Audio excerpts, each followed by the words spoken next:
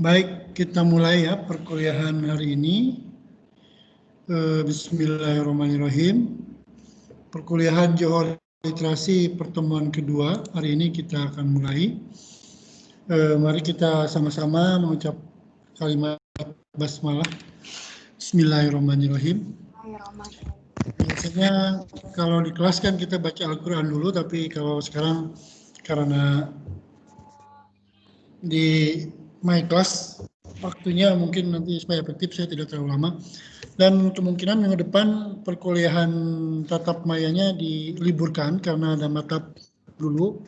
Saya harus menghadiri matap pada jam ini, jadi mungkin perkuliahan ketiga minggu depan nanti akan diisi dengan forum diskusi dan kuis ya. Jadi tidak tatap maya untuk tanggal 29 ya, 29 itu matap fakultas, prodi dan universitas online, jadi tidak bisa online saya juga ya. Baik, hari ini semua sudah hadir, saya lihat sudah 26 peserta perkuliahan, terima kasih, pada sehat semuanya ya, walaupun suasana pandemik tetap kita semangat mengikuti perkuliahan online, karena ternyata yang offline juga banyak yang tidak datang, lebih memilih ke online, lebih aman ya. Walaupun begitu ya tetap kita yang layani ya. Oke, hari ini saya akan presentasi bagian saya sampai tanggal 3 kali pertemuan ya. Saya ada 3 kali pertemuan, nanti setelah itu Oktober saya jadwal, nanti teman-teman yang mulai mempresentasikan materi yang sudah kita bagikan beberapa waktu yang lalu. Baik, kalau begitu mari kita review kembali ya. Hari ini saya akan mempresentasikan tentang Johor Literasi dalam dunia pendidikan bahasa Jepang ya. Jadi Johor Literasi dalam dunia pendidikan bahasa Jepang. Ini sudah saya download, tinggal saya sampaikan. Sudah ada di website juga ya. Di MyClass juga saya sudah simpan materinya, nanti silakan bisa di-download. Hari ini saya akan presentasikan tentang literasi informasi dalam dunia pendidikan bahasa Jepang. Termasuk ya penjelasan tentang mata kuliah Johor Literasi yang kemarin sekilas sudah kita bahas. Kemudian e-learning, pembelajaran bahasa Jepang, dan informasi apa saja yang ada dalam informasi literasi yang perlu dipelajari dalam dunia pendidikan bahasa Jepang. Ini tampilan PowerPoint juga sudah ada ya. Saya sudah simpan video tentang kemarin itu pembelajaran literasi informasi ya. Ada yang belum masuk ya? Semua udah pada masuk ya? Ini PowerPoint, ini saya tampilkan PowerPoint. Udah kelihatan belum? Belum? Masih My Class? Belum. Masih di My Class tadi tampilannya ya? Iya, Sensei. Oke. Berarti nanti saya harus share dulu.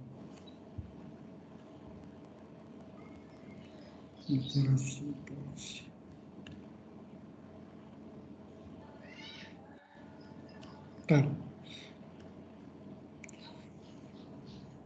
Jadi kemarin itu kita sedikit membahas tentang apa itu literasi informasi ya. Ini ada videonya itu. Mari kita lihat dulu, simak lagi videonya biar bisa mengulang kembali yang minggu lalu kita lihat. Ya, saya iklan dulu ya. Ini. Selamat datang di Panduan Edukasi Interaktif. Pada kesempatan kali ini, saya akan memandu Anda untuk memahami cara menelusur informasi di internet dengan lebih baik. Sebelumnya, kita akan memahami apa itu information literacy, analisa dan kategori informasi, penelusuran online jurnal, software pendukung, pengelolaan data, dan diakhiri dengan pemahaman cara penulisan kutipan sebagai sumber referensi. Selamat mengikuti, semoga bermanfaat. Literasi informasi adalah kemampuan untuk mengidentifikasi informasi apa yang diperlukan, memahami bagaimana informasi diatur, mengidentifikasi sumber-sumber informasi terbaik untuk kebutuhan tertentu, mencari sumber-sumber, mengevaluasi sumber-sumber secara kritis, dan saling berbagi informasi tersebut. Literasi informasi atau keberaksaraan informasi sangat penting, karena kita dikelilingi oleh lautan informasi yang semakin berkembang dalam berbagai format, khususnya media internet. Tidak semua informasi diciptakan sama, beberapa mempunyai otoritas yang jelas, dapat diandalkan, tetapi beberapa bisa menyesatkan dan palsu. Jumlah informasi yang tersedia akan terus meningkat pada setiap detiknya. Jenis teknologi yang digunakan untuk mengakses, memanipulasi, dan membuat informasi juga berkembang.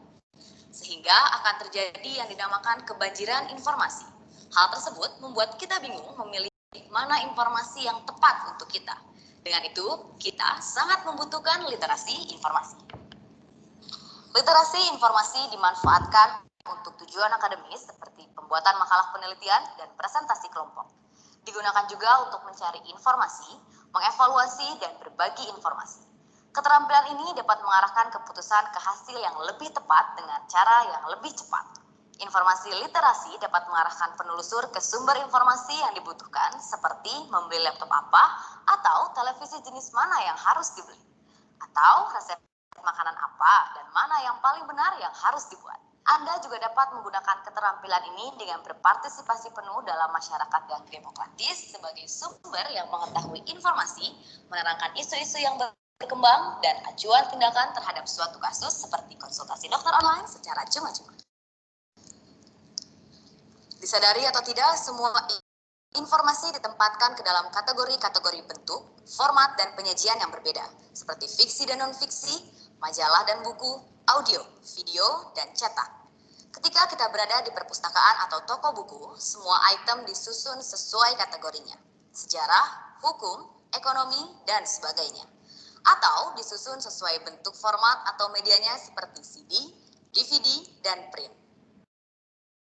Informasi juga dapat dikategorikan dari siapa yang membuat dan untuk siapa informasi itu dibuat. Ya.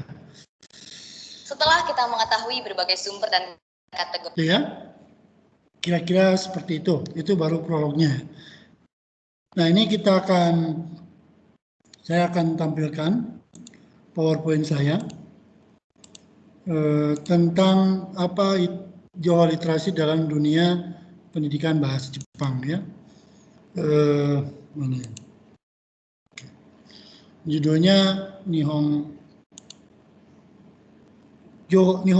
Kyoiku ni Okeru Johor literasi. Udah kelihatan ya PowerPoint-nya ya. Jadi keberaksaraan itu dalam bahasa Indonesianya itu keberaksaraan, tapi yang sering kita dengar itu adalah melek informasi, peduli tentang informasi, atau tidak buta huruf gitu ya. Kok nggak bisa dilihat ya? Udah kelihatan belum? Nah, oke. Udah kelihatan belum PowerPoint saya? Belum. Udah, Sensei. Udah. Udah. Nihongo Kyoiku. Di saya belum, Sensei. Hah? Siapa yang belum? Di Nugrah. Hitam, Sensei, layarnya. Nah, layarnya hitam. Udah, Sensei. Sudah. Berjalan dulu ke Kalimantan ya. Ya, oke ya. Jadi judulnya adalah Nihongo Kyoiku ni Okeru Johor literasi. Jadi kita walaupun belajar bahasa umum, tapi kita coba belajar kanji-kanji sedikit yang berhubungan dengan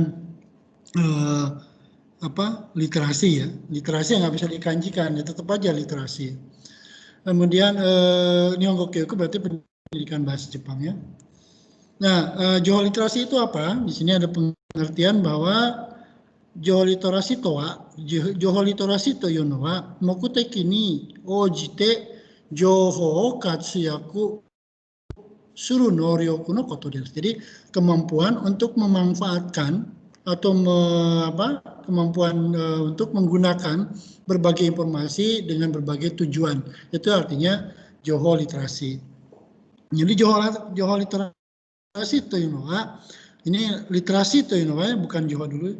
motomo ya, shojiki noryoku ya, kemudian yomi kaki de kiru noryoku o sasu ga joho literasi wa insatsu sareta moji dake de naku ya, itu apa dipanggil kembung ya, internet no joho to itta kakushu no joho gen o tekisetsu ni ryoshi sanjai suru joho no naka kara hitsuyou na joho o shūshō shi, seiri shi, soshite hatsugen suru tame no noryoku o shimesu. Jadi literasi itu ya bisa dikatakan adalah artinya melek informasi. Tapi informasi itu tidak terbatas pada kemampuan membaca huruf yang tercetak dalam internet, tetapi juga menggunakan berbagai sumber informasi tersebut untuk mendengar, berpendapat, dan mencari informasi yang ada dalam internet itu secara tepat. Ya, ini kemampuan mengumpulkan informasi, mengatur dan menyebarkan informasi dalam kehidupan. Nah, jenis literasi yang dikembangkan di Dikti itu ada literasi dasar ya, ada baca tulis, literasi baca tulis, maksudnya kita jangan melek, jangan sampai tidak bisa baca tulis gitu ya. Kemudian literasi numerisasi ya, calistung ya, baca tulis hitung itu dulu ya, sekarang tambah menjadi literasi sains, literasi digital, literasi finansial. Jadi kita juga harus melek tuh keuangan, apalagi calon ibu-ibu nanti harus bisa ngatur keuangan ya, karena pengatur keuangan di keluarga itu adalah ibu-ibu gitu ya.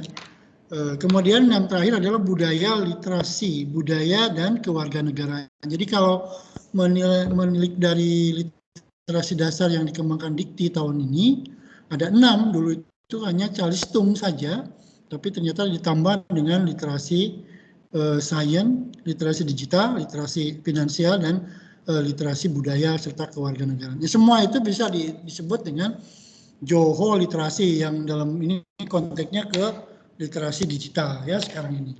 Jadi Joho literasi masuk dalam literasi digital. Nah, pengertian geoliterasi tadi juga sudah. Ini ada literasi informasi menurut pustakawan ya di Amerika. Menurut Chartered Institute of Library and Information Professionals ya, literasi informasi adalah kemampuan berpikir kritis dan menarik penilaian secara seimbang terhadap seluruh informasi yang ditemukan dan digunakan. Jadi ini kalau akademik literasi itu lebih ke kemampuan yang bermanfaat bagi seseorang untuk mencapai mengekspresikan pandangan yang berbasis informasi yang memadai untuk terlibat sepenuhnya dalam masyarakat. Jadi penggunaan informasi itu sangat baik digunakan dalam kehidupan sehari-hari. Nah, informasi penting dalam dunia pendidikan bahasa Jepang antara lain satu, informasi tentang e-learning pembelajaran. Nanti saya akan bahas sedikit-sedikit ya. Kemudian setelah kita mengetahui apa itu e-learning pembelajaran, maka kita juga harus mengetahui e-learning pembelajaran bahasa Jepang. Jadi website apa saja yang menampilkan atau memberikan pembelajaran bahasa Jepang. Sehingga nanti kalau Anda sudah bekerja atau sudah menjadi guru ya, paling tidak Anda bisa memberikan informasi e-learning pembelajaran kepada siswanya. Atau kalau mau belajar meningkatkan diri sendiri setelah kuliah ya, Anda ikuti pembelajaran bahasa Jepang melalui website yang dikembangkan di Jepang, tapi digratiskan buat pembelajar bahasa Jepang di seluruh dunia. Kemudian juga kita harus melek kanji atau email yang ada dalam email ya, dan dalam komputer berbahasa Jepang. Nanti saya akan di sela-sela presentasi Anda akan saya tampilkan kanji-kanji apa saja sih yang ada dalam email atau dalam komputer bahasa Jepang. Misalnya menyimpan itu apa, mengirim itu apa, mereply itu apa, kemudian kotak surat itu apa. Nah itu dalam bahasa Jepangnya apa. Nanti kita review. Kemudian berikutnya informasi tentang hard skill dan soft skill yang diperlukan dalam dunia kerja di Jepang atau di dunia kerja. Nah ini yang kita bahas bersama-sama nanti dalam presentasi kelompok. Hard skill itu kemampuan yang kelihatan, kemudian soft skill itu kemampuan yang dari internal ya, internal kita personal. Nah ini nanti dibahas lebih lanjut di presentasi kelompok masing-masing. Kemudian informasi belajar dan hidup di Jepang. Nanti kalau Anda ingin ke Jepang, paling tidak ya, Anda harus mengetahui dulu informasi hidup itu di Jepang itu seperti apa. Pokoknya informasi hidup di Jepang itu dalam bahasa Jepang Nihonjijo, atau informasi beasiswa ke Jepang kalau ada yang ingin pergi ke Jepang. Nah, ini informasi penting yang Anda harus ketahui, sehingga nanti dalam belajar bahasa Jepang menjadi bersemangat. Ya, bahasa Jepangnya pintar, informasi tentang kejepangannya, soft skill-nya dan sebagainya Anda juga memiliki. Itu tujuan dari pembelajaran Johor literasi dalam pendidikan bahasa Jepang. Nah, kita mulai ya dari e-learning pembelajaran. Saya kira Anda sudah mulai bersentuhan dengan yang namanya My Class di situ. Itu ada e-learning pembelajaran yang dikembangkan oleh UMY. Di situ dosen dan mahasiswa berinteraksi, tetapi tidak langsung ya, tapi melalui jalur searah, artinya dosen bisa mengupload materi, bisa menyimpan data-data di situ, sehingga nanti kalau lancar perkuliahan itu begitu selesai perkuliahan nilai langsung keluar, tidak perlu lagi menunggu lama karena penilaian sudah di situ, ada kuisnya, ada forumnya dan sebagainya. Nah, kita akan mengenal tentang e-learning pembelajaran. E-learning pembelajaran adalah suatu sistem atau konsep pendidikan yang memanfaatkan teknologi informasi dalam proses belajar mengajar. Jadi di masa pandemi ini UMY sudah mengembangkan dari tahun 2010, baru akan dioptimalkan setelah pandemik. Jadi semua dosen harus mengerti tentang itu e-learning. Mahasiswa juga harus bisa memanfaatkan e-learning ini. Ya. Jadi penyampaian secara online dalam informasi, komunikasi, pendidikan, bahkan pelatihan. Nah, kemudian e-learning adalah alat untuk yang dapat memberikan manfaat lebih dari pembelajaran konvensional. Jadi nanti ada kelebihan dan kekurangannya ya, seperti yang sudah kita rasakan sekarang. Nah, ini kalau saya memadukan antara perkuliahan tatap maya dengan e-learning pembelajaran. Kalau e-learning itu Anda tidak usah tidak usah tatap maya pun sebetulnya bisa belajar di situ ya. Tapi kalau perkuliahan langsung kayak seperti ini disebut dengan perkuliahan sinkronus dan asinkronus.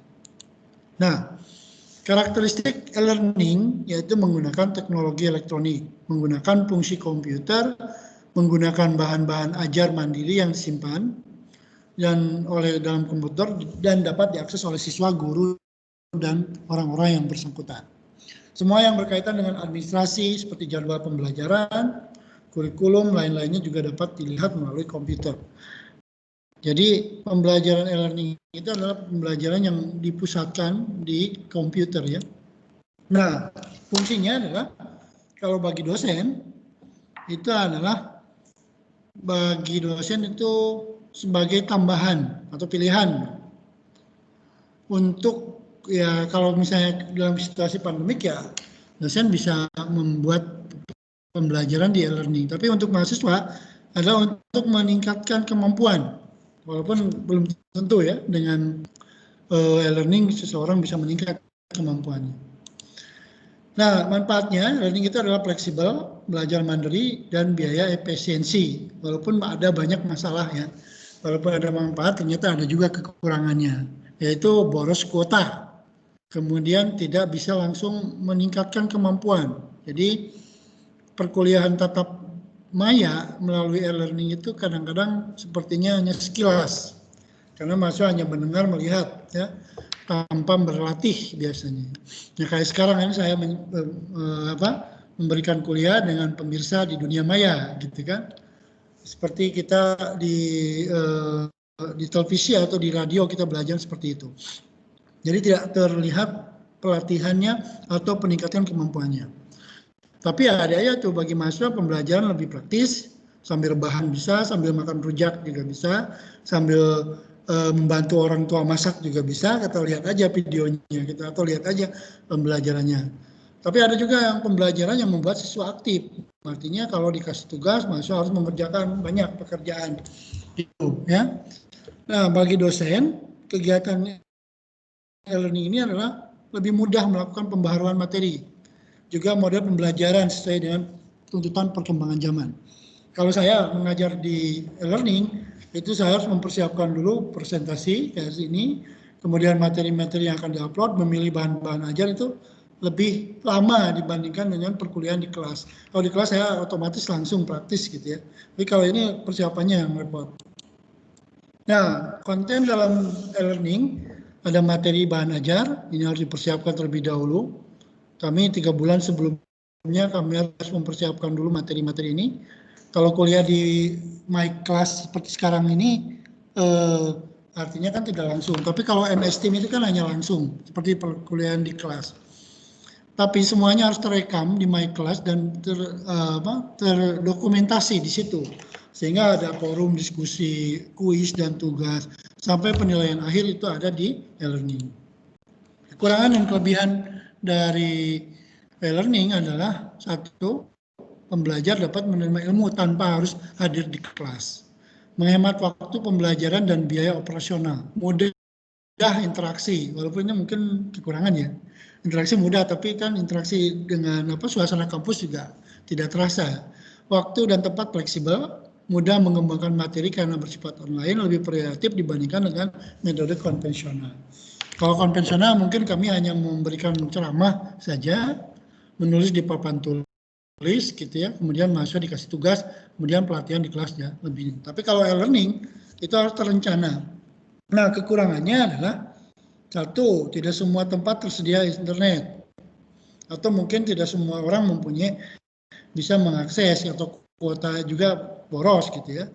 Kemudian kurangnya SDM, dalam hal ini dosen yang menguasai internet dan penguasaan bahasa komputer. Banyak ya, termasuk generasi saya adalah generasi yang gaptek di dalam komputer. Kemudian peserta didik juga bisa frustasi atau bosan kalau mereka tidak bisa mengakses, ya, atau ya boring, kurikulumnya cuma lihat gambar, lihat video dan sebagainya. Apalagi kalau streamingnya tidak lancar ya, dulu itu tidak lancar, sekarang sudah lancar ya. Kemudian dalam e-learning bahasa asing, khususnya bahasa Jepang masih sulit dipahami oleh pengguna. Kenapa? Karena bahasa Jepangnya masih belum memadai. Kalau udah bisa bahasa Jepang dengan bagus, Anda bisa berselancar ke Jepang untuk melihat informasi-informasi tentang apa yang ada di Jepang ya. Tapi yang sekarang terjadi adalah mahasiswa mengakses dalam bahasa Inggris sehingga informasinya tidak langsung dari bahasa Jepang.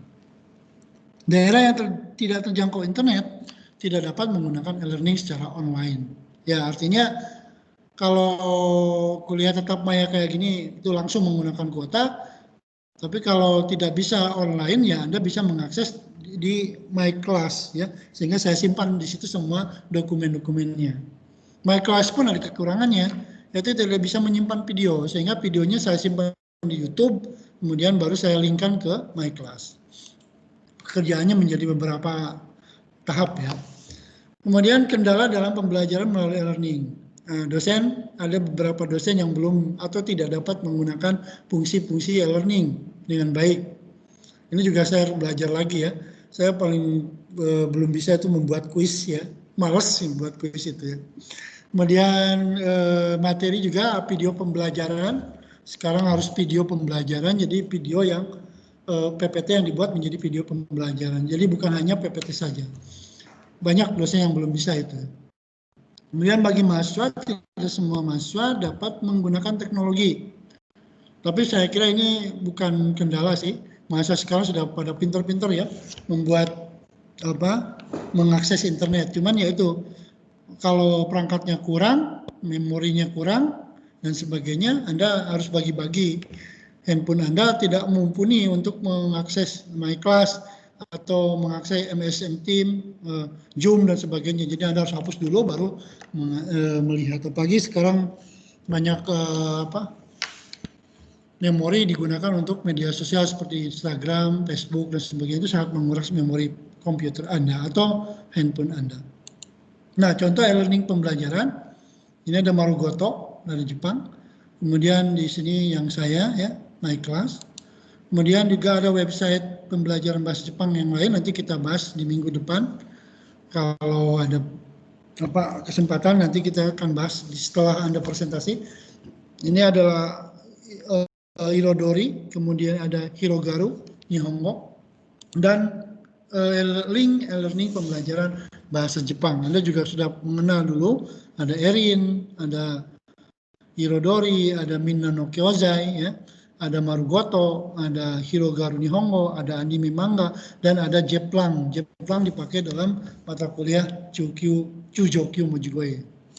Itulah kira-kira yang saya sampaikan hari ini. Ya, ada pertanyaan untuk presentasi saya hari ini? Nah, kalau tidak ada yang bertanya nggak? Silakan. Nah, itu kira-kira gambaran perkuliahan yang akan kita lakukan semester ini, ya. Jadi saya pertemuan pertama kemarin penjelasan mata kuliah, pertemuan kedua saya presentasi tentang geoliterasi dalam dunia pendidikan bahasa Jepang. Kemudian pertemuan ketiga itu adalah pengenalan link pembelajaran bahasa Jepang. Ada pertanyaan terlebih dahulu sebelum masuk ke yang lain? Ya, silakan. Jangan. Tidak ada, Sensei. Oke, ya. Nah, kalau begitu, ini ada apa sih informasi media dan teknologi literasi itu? Di sini ada videonya. Sebelum saya lanjutkan presentasi lagi, saya akan sampaikan perbedaan antara media pembelajaran, literasi informasi. Ada literasi informasi, ada literasi media, dan literasi teknologi. Itu bedanya apa? Bentar ya. Media pembelajaran, literasi informasi. Jadi kalau ada yang ditanyakan silakan saja, saya nanti jawab. Nah, ini dosen Universitas Negeri Padang, ya, dia menyampaikan tentang perbedaan dari Dr. Ulfia Rahmi, ya. Kita lihat videonya, ya.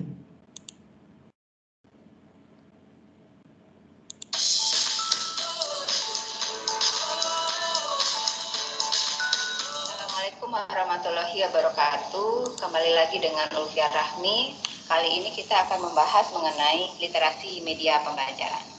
Ada beberapa istilah yang perlu kita kenali dalam membahas literasi media pembelajaran. Yang pertama, information literasi. Yang kedua, media literasi. Yang ketiga, teknologi literasi. Apa perbedaan antara ketiganya? Information literasi memahami fakta, gambar, statistik, dan data. Jadi pada saat seseorang mendapatkan informasi tertentu, ketika dia memiliki kemampuan informasi literasi, mereka akan bisa mengelompokkan informasi mana yang relevan dengan apa yang sedang mereka cari. Misalnya kita sedang melakukan penelitian blended learning di perguruan tinggi. Informasi yang kita cari, informasi yang kita temukan, atau informasi yang relevan dengan kita adalah semua hal tentang blended learning yang diterapkan di pendidikan tinggi. Pada saat kita searching di internet atau mencari buku-buku dan menemukan blended learning di pendidikan dasar dan menengah, tentu hal tersebut tidak relevan dengan informasi yang sedang kita cari. Karena kita fokusnya kepada pendidikan tinggi. Nah, di situ diperlukan kemampuan literasi informasi. Bagaimana kita menemukan informasi yang tepat dengan apa yang kita butuhkan. Berikutnya, media literasi. Media literasi ini adalah kemampuan memahami metode bagaimana informasi itu dipublikasikan dan didapatkan. Misalnya tadi kita ingin menemukan blended learning di pendidikan tinggi, melalui media apa akan kita temukan? Apakah kita akan menemukannya di Google Scholar, menemukan di ResearchGate, atau media lainnya? Meskipun tadinya sudah memiliki kemampuan literasi informasi, itu tidak cukup karena juga memerlukan kemampuan literasi media. Melalui media apa, informasi yang tadi ingin kita sasar bisa kita dapatkan. Yang ketiga, teknologi literasi. yaitu keterampilan yang meliputi ilmu pengetahuan, keterampilan, dan kemampuan berpikir kritis untuk mengambil keputusan informasi mana yang akan digunakan, serta memutuskan teknologi apa yang dibutuhkan untuk pencarian informasi tersebut. Demikianlah pembahasan mengenai literasi media pembelajaran. Semoga kita bisa memilih informasi, media, dan teknologi yang tepat untuk menemukan apa yang kita butuhkan. Terima kasih. Assalamualaikum warahmatullahi wabarakatuh. Ya. Nah itu ya. Jadi ada media, ada literasi informasi, dan ada teknologi. Itu harus dipahami oleh teman-teman. Ini tadi saya sudah ulang ya. Oke, sampai di sini ada pertanyaan kembali? Tidak ada? Oke ya. Tidak ada Sensei. Oke, kalau gitu kita lanjutkan dengan pengenalan website pembelajaran bahasa Jepang. Ya, ini pertemuan ketiga sepertinya, tapi kan minggu depan libur, maka saya ingin sampaikan ya sekilas tentang website pembelajaran bahasa Jepang, karena nanti di bulan Oktober itu Anda akan presentasi ya. Nanti kalau udah presentasi Anda juga saya akan tambahkan materi perkuliahan yang lain. Nah, jadi ada website pembelajaran bahasa Jepang yang penting Anda untuk ketahui. Yang pertama adalah NHK World Japan. Ini udah kelihatan ya, my class-nya ya. Oke ya, ada AC Japanese. Di sini banyak sekali video-video tentang pembelajaran bahasa Jepang. Kemudian ada iLinguist, ini bahasa Jepang juga ada. Kemudian ada Japanese Online.com, Erin, ya, Kamus Bahasa Jepang, dan WKWK Jepang. Ini yang baru saya temukan. Tapi tadi yang di PowerPoint, misalnya yang ingin saya tampilkan, misalnya di sini kita lihat website Hirogaru ya, Hirogaru Nihongo, ini sudah saya kenalkan dulu. Kalau muncul langsung ya berarti muncul sudah ada ya. Kan ini kan. Nah ini ya, kelihatan tampilan ini, website Hirogaru kelihatan. Kelihatan Sensei. Ya. Nah, ini udah dulu di kelas ketika saya ngajar sudah sedikit saya sampaikan tentang pembelajaran dengan Hirogaru ya. Moto Hirora Nihongo ya. Di sini ada suasana di kelas, kemudian outdoor ya, budo dan sebagainya, semuanya ini sangat menarik. Videonya juga sudah saya tampilkan dulu ya. Contoh misalnya makanan, kalau makanan orang Indonesia tuh suka tertarik sekali ya. Berarti kita lihat di kafe ya, atau di ini nih, ke pasar ya, di pasar. Itu ada medianya, ada cokainya juga ya. Orang belajar ini dengan mudah sekarang ini ya. Ini ada videonya, video di pasar ya. Kemudian di bawah ada rubinya. Ini juga sudah lihat ya. Kalau dilihat ini, kemudian ada ada kosakatanya juga, ada kijinya itu ya. Di sini. Kemudian obento misalnya ya, obento juga ada. Pembuatan obento Jepang itu seperti apa. Nah ya. Obento ada misalnya, kalau ini nggak kedengaran mungkin.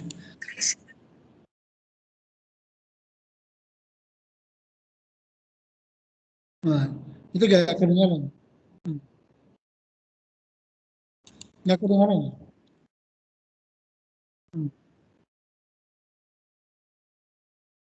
Kalau mau di-off-kan berarti nggak ada cara bacanya. Ya, misalnya bento gitu ya. Nah, di sini ada cokai, tinggal diklik aja, nanti Anda belajar sambil melihat kanjinya itu. Kemudian ada onigirinya, onigiri ga inogiri wa ichiban yasukute kantang na Hirogohang des misalnya ya. Di sini ada cara baca dan cara nulisnya. Kalau mau di on kan berarti di sini ada cara membacanya. Kalau di off kan hilang cara membacanya ya. Kemudian ada jenis bento juga sama, bagus sekali ini websitenya. Jadi kita bersemangat belajar seperti di Jepang ya. Ada kuis juga, di sini kuisnya adalah bento wa itsu kaimasu ka, kapan kita membeli bento gitu ya. Apakah ketika pergi ke kantor, ketika makan siang, dan sebagainya. Kemudian kita kalau betul kita akan cek di situ ya. Misalnya Hiroyasumi, saya juga belum tahu ya. Saya jawab itu, kemudian kita cek. Sekai wa B. Sini ada. Nah, kalau pembelajaran bagus itu. Kono hito wa nani o hirogohan o kaimashita ka? Nah, ini harus lihat video dulu ya. Kono hito wa nani o hirogohan o kaimashita ka? Hirogohan ya. Berarti hirogohan apa? Yakisoba, apa onigiri, yasai atau betul, ini harus lihat videonya dulu. Harusnya kita tebak B misalnya, betul tidak? Sekai, salah ya. Yang betul adalah yasai no bento. Kayak gitu ya, Anda bisa cek. Ini pembelajaran didukung oleh Japan Foundation. Kemudian ada yang disebut dengan Minna no Kyōzai. Semua lihat. Minna no Kyōzai itu artinya website untuk mendapatkan, salah ya. Ini biasanya kalau website Jepang itu suka aksesnya tidak ya. Minna no Kyōzai site ya, website untuk mendapatkan bahan-bahan pembelajaran. Nah ya, contohnya ini harus masuk ke sini. Saya juga lupa, ini ada lupa ya. Nggak bisa masuk ke saya. Karena kalau mau masuk sini daftar dulu ya. Kalau sudah masuk bisa jadi member, bisa mendapatkan apa namanya. Alhamdulillah saya masih bisa ya, jadi Surya Disang gitu ya. Yokoso ada di Surya Disang di situ. Jadi log out. Kemudian di sini ada kalau mau ngajar Anda bisa melihat video-video pembelajaran banyak sekali. Di sini sangat yang paling banyak diakses dalam minggu ini adalah misalnya tentang bahan ajar Jikoshokai. Di sini ada kosakatanya, kita nggak usah bikin gitu. Ini ada di internet semua, ya, termasuk cokainya juga ada. Nah, kedengaran kalau cokainya. Ini ada kosakatanya, ada gambarnya juga. Jadi kalau ngajar itu tinggal ini aja di download, kemudian di print, kasih ke siswa kita. Ya. Kemudian ada juga bahan ajar berupa video. Nah, bahan ajar berupa video di Jepang, misalnya ketika ini kita mau melihat website Erin, ketika latihan pembakarannya, latihan menggunakan alat pemadam kebakaran. Ini fotonya aja. Ini kalau mau yang lain juga bisa dilihat di sini, mau melihat foto di sini pakai atau gambar ya. Semua bisa di-download gratis kalau sudah jadi member. Contoh misalnya kalau kita mau melihat gambar, video, berarti tinggal diklik saja ini, akan muncul video-video Erin ya. Kemudian Hirogaru, ada Marugoto. Misalnya kita lihat Erin, dia masuk ke website Erin. Ya. Ini ada 1 sampai 25. Jadi ada videonya, ada kita langsung mengakses ke websitenya Erin yang sudah pernah Anda dengar ya. Misalnya Jikoshokai Erin ini seperti apa? Seperti ini. Videonya ada dan bisa kita lihat. Ada mangganya juga ya. Nah itu salah satunya. Kalau Anda bahasa Jepangnya sudah pintar, Anda masuk aja belajar bahasa Jepang dengan langsung ke website pembelajaran bahasa Jepang. Ini nggak bisa kedengaran ya?